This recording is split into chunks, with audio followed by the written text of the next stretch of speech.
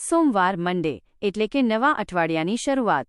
ઘણીવાર આપણને લાગે છે કે સોમવાર એટલે ફરીથી એ જ કામ અને દોડધામ, પણ આ એક નાની વાર્તા તમારો દૃષ્ટિકોણ બદલી નાખશે. બે પક્ષીઓ અને આકાશ. એક સુંદર સવારે બે પક્ષીઓ એક ઝાડની ડાળી પર બેઠા હતા. સૂર્ય ઉગી રહ્યો હતો અને સોમવારની સવાર હતી. પહેલું પક્ષી ખૂબ જ આળસુ અને ઉદાસ હતું. તેણે કહ્યું, અરે યાર, ફરીથી સોમવાર આવી ગયો. હવે મારે આખો દિવસ ઉડવું પડશે, ખોરાક શોધવો પડશે અને મહેનત કરવી પડશે. કાશ રવિવાર ક્યારેય પૂરો જ ન થયો હોત. બીજું પક્ષી ખૂબ જ ઉત્સાહી હતું. તેણે પોતાની પાંખો ફેલાવી અને કહ્યું, મિત્ર, તું ખોટું વિચારી રહ્યો છે.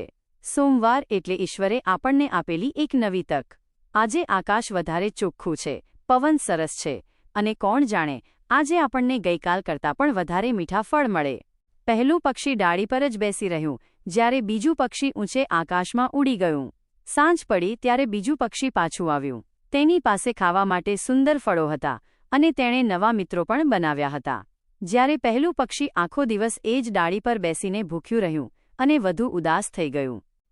વાર્તાનો બોધ: સોમવાર ખરાબ નથી હોતો, આપણી વિચારવાની રીત તેને સારો કે ખરાબ બનાવે છે. જો તમે તેને નવી તક તરીકે જોશો તો આખું અઠવાડિયું સુંદર જશે.